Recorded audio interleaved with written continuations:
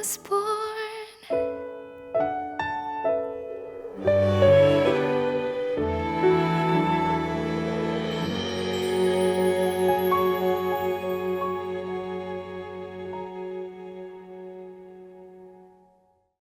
제 48장.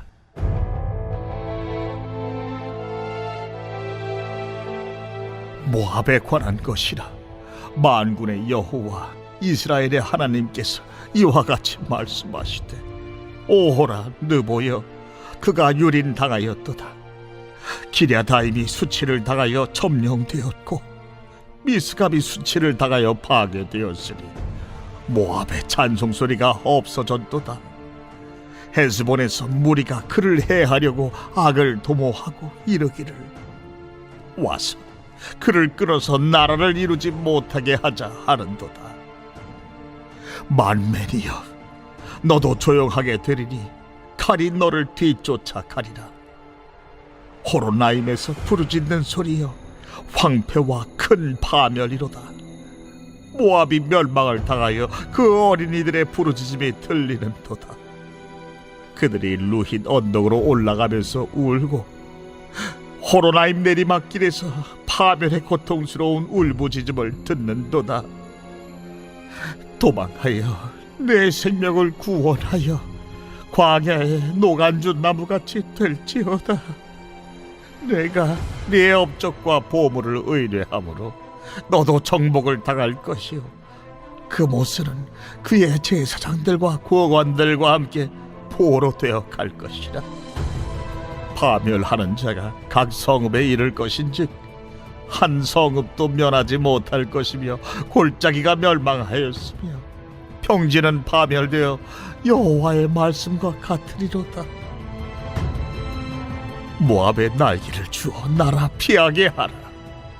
그 성읍들이 황폐하여 거기에 사는 자가 없으리로다. 여호와의 일을 게을리하는 자는 저주를 받을 것이요, 자기 칼을 금하여 피를 흘리지 아니하는 자도 저주를 받을 것이로다. 모압은 젊은 시절부터 평안하고 포로도 되지 아니하였으므로 마치 술이 그 찢기 위에 있고 이 그릇에서 저 그릇으로 옮기지 않음 같았어. 그 맛이 남아있고 냄새가 변하지 아니하였도다. 그러므로 여호와께서 말씀하시니라. 날이 이르리니 내가 술을 옮겨 담는 사람을 보낼 것이라. 그들이 기울여서 그 그릇을 비게 하고 그 병들을 부수리니 이스라엘 집이 베델을 의뢰함으로 수치를 당한 것 같이 모압이 그 못으로 말미암아 수치를 당하리로다. 너희가 어찌하여 말하기를 우리는 용사요 능란한 전사라 하느냐.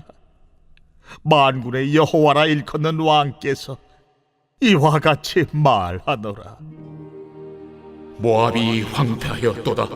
그 성읍들은 사라졌고 그 선택받은 장정들은 내려가서 죽임을 당하니 모압의 재난이 가까웠고 그 고난이 속히 닥치리로다.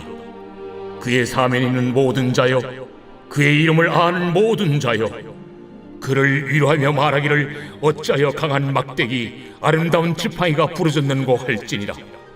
기본에 사는 딸아, 네 영화에서 내려와 메마른 데에 앉으라.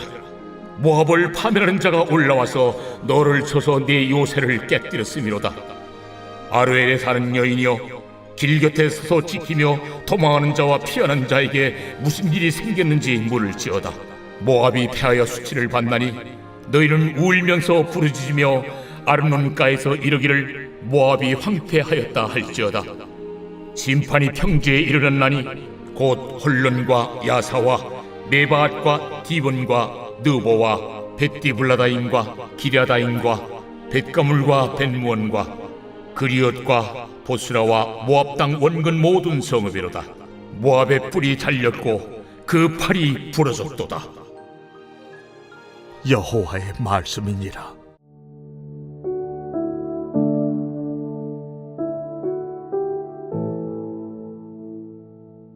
여러분, 이런 기도 해보신 적 있으신가요?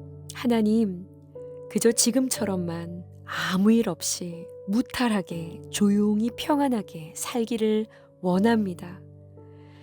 그런데 오늘 우리가 함께 살펴보게 될 예레미야 48장 1절에서 25절까지의 말씀은요. 그런 평안한 나라로 보여지더니 모압 땅을 향한 하나님의 무서운 심판 선언으로 시작이 됩니다. 모압이 어떤 민족인가요? 모압은 아브라함의 조카 롯이 큰딸과의 관계 속에서 태어난 큰 아들이었죠. 그 아들의 후손들이 바로 모압입니다. 혈통으로 보면 이스라엘과 친척과 같은 그런 민족이고요. 그들이 위치한 그 지역은 사해의 동쪽 산악지대에 위치해 있었어요. 산악지대에 자리 잡고 있었기 때문에 천연 요새와 같은 지형을 가지고 있었던 겁니다. 안전한 지대였죠. 땅도 비옥해서요. 목축업도 발달했고요. 어느 정도 풍요를 늘 누리면서 살아갔던 그 민족이 바로 모압 민족이었습니다. 그들은요, 그모스라는 신을 섬기기도 했고요. 그런 그들에게요, 심판이 선언되는데 오늘 1절에서 5절 말씀을 보시면 여러 어려운 지명들이 등장하지요. 느보, 기랴다임, 헤스본, 마드멘, 호로나임. 이 지명들은요, 모압의 북쪽 도시부터 남쪽의 골짜기 도시까지 어느 한 곳도 하나님의 심판에서 예외가 없을 거라는 이야기인 겁니다. 여러분, 이 모압 땅에게 심판이 선언되는 이유가 무엇일까요? 그 중심에 11절이 있습니다. 11절을 한번 다시 볼게요. 모압은 젊은 시절부터 평안하고 포로도 되지 아니하였으므로 마치 술이 그 찢기 위에 있고 이 그릇에서 저 그릇으로 옮기지 않음 같아서 그 맛이 남아있고 냄새가 변하지 아니하였도다. 고대에는요, 포도주를 만들 때 포도즙을 항아리에 담아두면 밑에 찌꺼기, 이 찌끼가 가라앉았죠. 좋은 포도주는 때가 되면 조심스럽게 떠서 다른 그릇으로 옮겨줍니다. 그러면 찌끼는 남고 윗부분에 맑은 포도주만 옮겨지면서 맛과 향이 더 깨끗해졌던 것이죠. 그런데 다른 그릇으로 옮기질 않고 그냥 오래 가만히 두면 어떻게 되었을까요? 보이지 않는 가라앉은 찌끼와 함께요. 이 포도주가 방치되어서 냄새도 탁해지고 결국 전체가 상해 버렸던 겁니다. 하나님 보실 때요, 모압이 바로 이런 형편이었던 겁니다. 왜 모압은 이렇게 찌끼가 가라앉은 포도주처럼 전체가 썩어갈 수밖에 없었을까요? 11절은 말하죠. 모압은 젊은 시절부터 평안하고 포로도 되지 아니하였으므로 이 모압은요, 안정된 틀 안에서 살아왔던 겁니다. 한 번도 그릇에서 그릇으로 옮겨져 본 적이 없는 인생, 한 번도 깊이 흔들려 본 적이 없는 민족이었던 겁니다. 여러분, 우리의 인생이 격렬하게 흔들리는 것, 은혜임을 믿으시나요? 청년 시절에 함께 신앙생활을 했던 몇 안 되는 그 청년들 중에요, 특별히 소명을 받아서 신학도가 되었던 친구들이 있어요. 그런데 공통점이 있습니다. 하나같이 그 인생이 흔들리는 극한 시간들을 통과했다는 거예요. 아내가 암이 걸리고 아이가 뇌전증이 일어나고 저 역시도 마찬가지였어요. 큰아이가 희귀질환에 걸리게 되었고요. 이유가 있었던 시간들이지요. 한 번에 끝이 나나요? 그렇지 않습니다. 삶 전반에 걸쳐, 전체에 걸쳐 그러한 일들이 참 끊임이 없이 일어나지요. 12절에 하나님은 날이 이르러 내가 술을 옮겨 담는 사람을 보낼 것이라 말씀하십니다. 그들이 기울여 그 그릇을 비게 하고 그 병들을 부수겠다라고 말씀하시죠. 흔들릴 때 비로소 찢기가 일어나고 찢기가 일어나야 이 찢기를 비워낼 수가 있는 것입니다. 비워내면 정결한 도구 되어 하나님 쓰시기에 적당한 도구로 쓰임을 받게 되는 것이죠. 여러분, 흔들리는 것, 흔들어지는 것, 흔드시는 것이 은혜인 줄 믿습니다. 아무런 문제가 없는 것 같아 보이는 평안이요, 절대로 평안이 아닐 수 있다는 것을 기억해야 합니다. 오래 신앙생활을 했어도 말씀 앞에서 통곡하며 회개의 눈물을 흘려본 적이 없는 믿음. 예배는 드리지만 내 안에 깊은 곳에 오래 쌓여있는 이 죄의 찌꺼기, 상처의 찌꺼기, 교만의 찌꺼기가 제대로 드러나 본 적이 없는 상태예요. 한 번도 그릇에서 그릇으로 옮겨지지 않은 포도주처럼 흔들림이 없는 평안에 길들여져 있으나 사실은 서서히 썩어가는 영혼이요. 여러분, 이것이 어쩌면 우리들의 영혼의 실상일지도 모르겠습니다. 하나님은요, 그렇다면 이 모압을 흔드셔서요, 어떤 찌끼들을 비워내기를 원하셨던 것일까요? 오늘 말씀 7절을 보면 하나님 이렇게 말씀하시죠.